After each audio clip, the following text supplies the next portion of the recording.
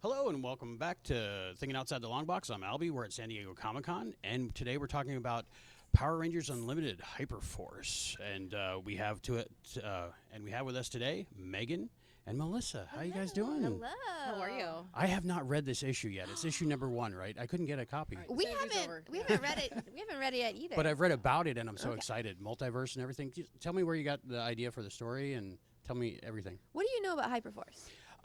I know about the Power Rangers. I never read the comics. I've watched the TV show like crazy, but when I read about it, it was multiverse, so you could like pull different characters from different. Totally. So, ones. but So you that's don't know what I'm anything excited. about Hyperforce. Not at all. So please explain it to me. I'm sure. Time I'm to sure not everybody knows. educate. Yes, please, Perfect. please, please. All right, I'm gonna drop the mic. And you pick it up. You do it. Go You ahead. do it. No, you. This is your baby. I It just is got my to baby. come in, and I thought I was gonna be yellow, and then you're Yep. like, Okay, Pink. so Power Rangers Hyperforce was Okay. actually something that premiered 5 years ago as a 25th anniversary special for Mhm. Power Rangers. And what it was an RPG / scripted show that we aired via tabletop gaming with a company called Hyper RPG. So we created an original Power Ranger team with people like Meghan Camarena, Yoshi Sudarso, Paul Schreier, Black Nerd Comedy Andre, a bunch of amazing people, Christina V, Peter Sudarso, and we made them basically Rangers, and we allowed them to role play a semi-scripted season in which they were traveling through the multiverse as Hyperforce Rangers. It ran for 25 episodes, and we were really excited. Fans really dug it and got into it. And unfortunately, we weren't able to get a second season just because Saban sold Power Rangers to Hasbro. Oh, okay. So there's been a lot of love for Hyperforce these past 5 years. The best part about Hyperforce is that hold this for me. Is that we had a whole bunch of special guests. Aisha came on for one of the first episodes. We had Jason David Frank. We had literally almost everyone. Jen Scott's. Erin Cahill, who yeah. played Jen Scott, so Time Force Pink, she was their mentor. Wow. So we were able to bring back Mike Jin, RPM. So all these fan favorite Rangers from all different seasons were able to just come on board and play themselves and just have a blast. Which makes it the most, I think, special out of all of the series because it didn't have any limitations. It's just like, hey, come in for a couple hours and hang out. And we were even able to incorporate them into the comic books. So we had an amazing writer called Kyle Higgins at the time, and he created the Power Ranger comic books as they are today for Boom.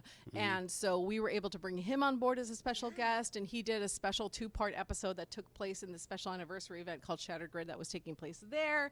And it was cool. It was so cool. And so when I took over the comic books later, I became Megan found out and was like, "Hey, Melissa." Oh my gosh! Once she started working for Boom, I was like, hey, Hyperforce, let us finish what we started, please. She's like, Megan, let me just like get started. And I was like, right now, Melissa, just start it right now. But she wasn't the only one, right? So a lot of fans too were also saying like, we want Hyperforce. Can like Melissa do Hyperforce?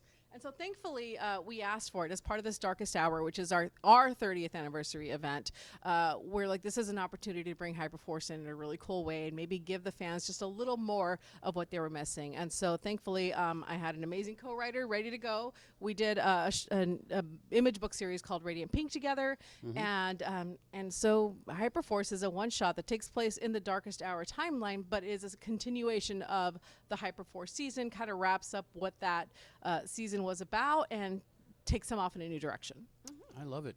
So what's your writing process, co-writing together?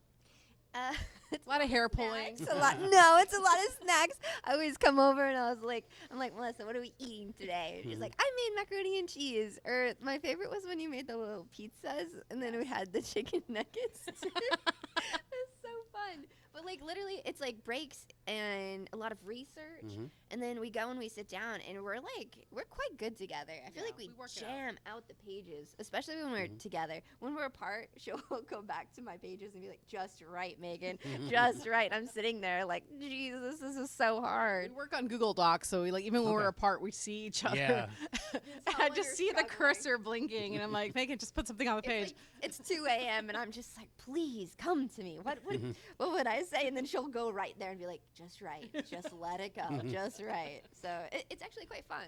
Melissa's such a talented writer, and she's such a great mentor and teacher. So I've learned so much just from writing Radiant Pink with her. But this was a really cool experience. We created our own series after Hyperforce called The Unleashed. And that was a really fun process because we missed it. We're like, I don't know if it's ever going to come back, so let's create something special. And that was the first time we started working together. And ever since then, I'm just like, when can we do this more? Because it's a good time. It's fun. We have a good time. We're also very close friends. We don't hate each other, which is always nice. It allows us to like have that kind of trust in that relationship where we can be really open and vulnerable with each other. So when we talk about it, if you notice a lot of what we write, whether it's the Unleashed or Radiant Pink or Hyperforce, deals a lot with mental health and trauma and moving past it. And in order to write something like that, you need to be really vulnerable with your co-writer and talk about the things that really affect you. And I feel like we have that trust that really helps us really be open about it and then put it on the page. Yeah, and challenge each other in it. Because when we're like, I don't know, this is not hitting. And it's like, okay, well then tell me how it does. And it's really nice because it's not a fight. It's a true collaboration. No egos. Just we're just wanting to get there together. Just snacks. Lots of snacks. You have the best snacks. I do keep the place stocked for her. Snacks are the best. With the characters, and since you had to pause for a while and before you got back to it, did you always have like an idea in your head what you wanted to do if you were able to continue? I did. She did. Yeah. I did, and Megan I did? won this one. It was so good. I wanted my character to be evil. Like everyone kind of at the end of Hyperforce, they found out her dad was the big bad that they had been fighting this whole time, and he had killed people. Like it was devastating, the loss that they suffered on missions, and to find out that she kind of played a part in that just by relation, it was crushing, and all of her ranger friends kind of. It was the finale. Everything gets lost a little bit, but you have to respect the real time of it as it plays out. Everyone knows from D&D or RPGs, like that is truth. So I'm like, I love playing role playing with my friends, but as my character, I'm like, y'all got to pay for this. You weren't listening. And my character's gonna be mad. She's going to get a little messy. She's going to get a little angsty, and she's probably going to mess up a lot along the way, but this is what she's doing. And when I had asked Melissa if I could do this, she's like, no, that's not what a ranger would do. I'm like, but mine's like kind of a klepto and a little bit spiteful, so I feel like she would. And luckily I got to do that. But It was balance. Yeah, it was a good way in, especially because not a lot of people did watch Hyperforce, but not a lot of people did too. So we wanted to kind of have that balance of having a character that you could explain what's going on, catch you up, and Chloe was a really good way to bring the audience in and this is who the characters are, this is what happened, and this is where we're going. Do you still have more ideas for the characters if you're able to Never keep ending. going? It won't stop. Okay.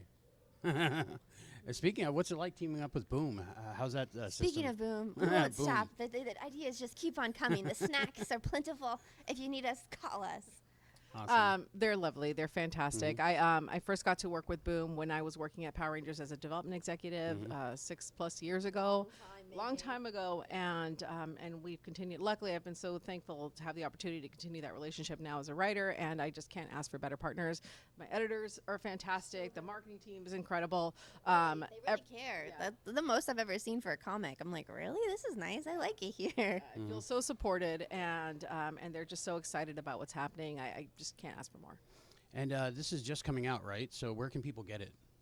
Your local comic book store or online, but definitely if you can get it physically, please go and support the local comic book store because they're the ones that really keep us going.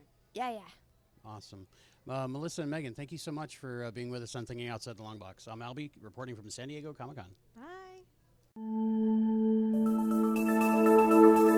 Bye.